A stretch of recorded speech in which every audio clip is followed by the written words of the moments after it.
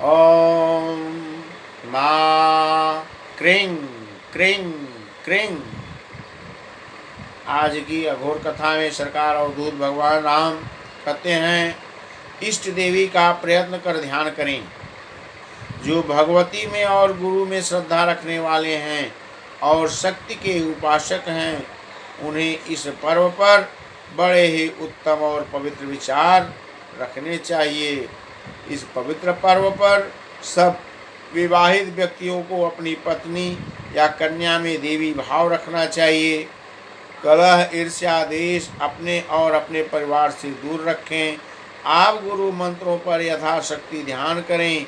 इससे हृदय में शुभ विचार का स्फुरण होगा, मन शांत होगा, विघ्न कटेगा, हृदय में पौरुष और साहस उत्पन्न होगा। आज पवित्र पर्व का प्रथम दिन है। आपने यदि मंत्र जाप का संकल्प किया है तो उसे पूरा करें। जप और ध्यान से जीवन का परम कल्याण होता है। इच्छाएं तृप्त हो जाती हैं, कामनाएं जीवन में कम हो जाती हैं, जीवन शांत होता है, ध्यान में शांति है। जैसी अंतः प्रेरणा मिले वैसी क्रिया करें, बनावटी न बने, दम्भ न हो। इस पवित्र पर्व पर मैंने जो कहा है उसे व्यवहार में लावें। कर्म, आज का कर्म कल का भविष्य होता है। गलतियों को दोहराओ मत, उसे याद करो। कर्मों की तरफ ध्यान मत दो, कर्म करो जो सबके लिए कल्याणकारी है। को काहू कर नहीं सुख दुख कर दाता, निज कृत कर्म भोग सुन भ्राता। जो काम सामने करने को है तत्काल उसी को अपना धर्म समझें।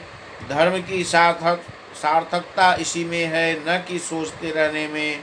स्वभाव से आदर्श कर्म के प्रति जो मनुष्य लगे हैं उनसे तू कुछ सीख।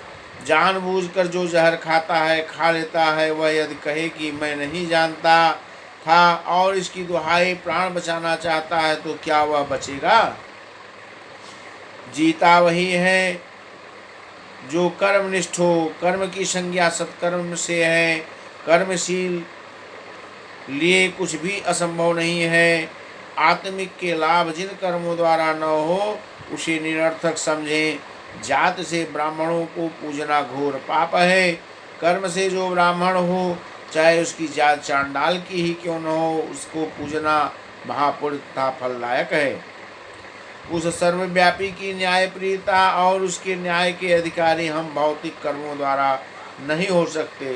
स्वात्मा राम आत्मा राम आत्मा राम आत्मा राम।